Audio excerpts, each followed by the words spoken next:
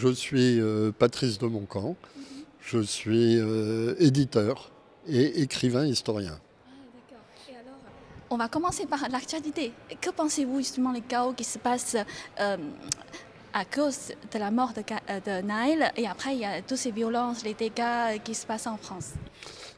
C'est surtout qu'aujourd'hui, les mouvements qui se passent n'ont plus vraiment de lien apparemment avec l'origine, la mort du jeune, du jeune de 17 ans.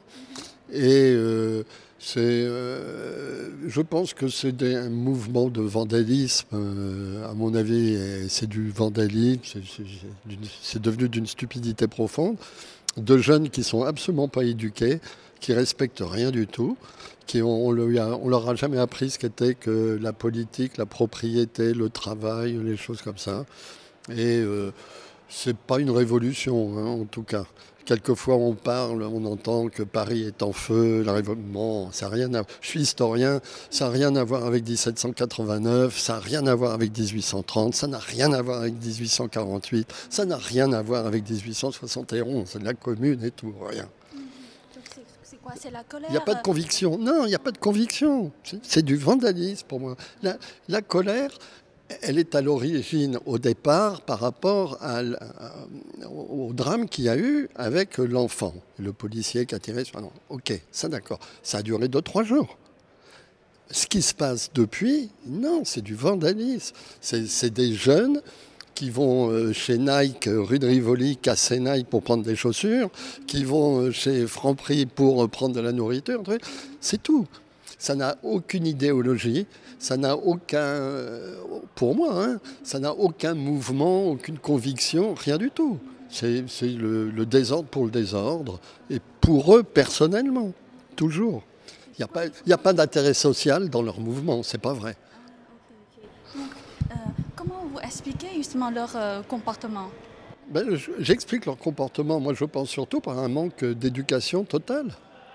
C'est pas les gens qui réclamaient pour la retraite ou des choses comme ça qui faisaient des dégâts. C'était toujours 1000 ou 1500 bonhommes qui venaient, et les black blocs, et qui arrivaient comme ça. Ça reviendra comme ça tant qu'on n'aura pas trouvé une solution. Mais je pense que la seule solution, mais c'est long, c'est quelque chose qu'on a perdu, c'est un sens civique, un sens social, un sens culturel. Et voilà, on ne rentre pas dans un magasin, on ne casse pas un magasin et tout, si on a un minimum de respect des choses et de culture et de savoir, c'est tout. Est-ce que c'est lié au wokisme? Alors, en tout cas, c'est peut-être une forme de wokisme, c'est-à-dire cette espèce d'individualisme, individualisme total de chacun, sans considération autre. On a décrété que dans le wokisme, il y a le mal et il y a le bien. Donc, on attaque le mal. Le mal, c'est la mairie, les mairies, où il y a tout le social qui aide ces gens et leurs parents à vivre et avec des aides. Enfin, tout est absurde. On attaque les écoles, on attaque Nike pour mettre des belles chaussures, etc. Enfin bon, c'est ça. Mais oui, c'est une forme de wokisme. Le wokisme est certainement un petit peu premier en ce moment, enfin, se développe d'une façon apparemment un peu folle. Mais je pense que pour moi, vraiment, c'est un problème de culture et d'éducation. Vraiment. En France, le wokisme, ça se représente sous quel domaine en fait? Comment votre observation? Pour moi, le wokisme, je ne sais pas ce que ça représente, où c'est, etc. Les gens qui venaient de parler attribuent ça beaucoup, la gauche et le wokisme. Moi, je ne crois pas à ça. Je ne crois pas qu'il y a du wokisme à droite, il y a du wokisme à gauche, etc. C'est une mentalité qui est beaucoup plus chez les jeunes, beaucoup plus, de toute façon. Voilà. Et moi, j'ai été très frappé. J'ai un petit-fils qui est espagnol. Il est franco-espagnol, il vit à Madrid, il est au lycée français de Madrid. Okay, et une fois par an, il est garçon, il doit s'habiller en fille. Voilà. Et donc, une fois par an, ma fille, qui est pas woke du tout, lui dit qu'il est malade et il ne va pas à l'école ce jour-là. Okay. Je trouve invraisemblable de dire à des enfants, t'es un garçon, mais si tu préfères être une fille, sois une fille. Je trouve invraisemblable, à une époque où tous ces jeunes parlent d'écologie, de respect de la nature. Il faut respecter les arbres, il faut respecter les oiseaux, il faut tout respecter. Et alors, on ne respecte pas qu'on soit un garçon ou qu'on soit une fille. C'est peut-être la chose la plus naturelle qui soit. Il y a des garçons et il y a des filles. Bon. Alors, ça, en soi, je trouve ça débile, c'est tout. Mais je trouve que c'est une mentalité qui est absolument effroyable. C'est-à-dire, on ne reconnaît plus la réalité des choses. On a inventé une autre réalité, hein, le yel. On n'est plus il, on n'est plus elle, on est yel. C'est absurde et ça ne fait pas l'unité. Si c'était quelque chose qui réunissait les gens et tout, mais pas du tout. C'est pas parce qu'on est yel qu'on est mieux avec un garçon ou avec une fille. Ça ne change rien.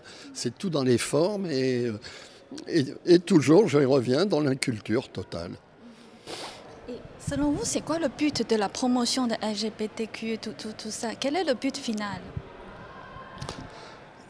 J'en sais rien. J'en sais rien. Moi, je le comprends pas.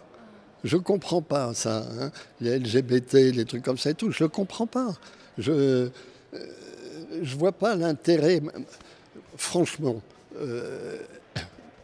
je suis d'une génération. J'ai été ami avec des tas de gens, des stars, des trucs comme ça dans ma vie. J'ai eu cette chance, qui étaient homosexuels ou pas homosexuels. Tout le monde s'en foutait. OK ? Hein, maintenant, il faut un drapeau, il faut des trucs comme ça. C'est toujours, ça fait dans l'agression. On est dans l'agression, dans la lutte, truc. On met un drapeau contre un autre et tout. Je ne comprends pas tous ces mouvements. Bon, alors, je ne suis pas bon pour ça. Je ne suis pas sociologue. Je suis un pauvre citoyen français qui a vu pas mal de choses et qui ne comprend pas tout aujourd'hui. De toute façon, l'avenir, il appartient aux jeunes. Donc les jeunes, ils sont à l'école. Ils sont en fac aujourd'hui, à l'école et en fac. C'est là que se pose le problème. La réunion qu'on a faite là, elle est très bien, très intéressante et tout. Mais on est à certaines catégories sociales et d'âge qui fait qu'on est tous convaincus. OK ? Bon, et c'est très bien. Et c'est très bien de commencer à faire des choses comme ça. Mais il faut surtout faire venir des jeunes. Il faut aller dans des écoles, il faut aller dire aux profs, arrêtez, vous avez le droit de penser ce que vous voulez penser, mais laissez les autres penser aussi un peu différemment. Voilà. Et du coup, quel est votre message pour ces jeunes à travers votre écran?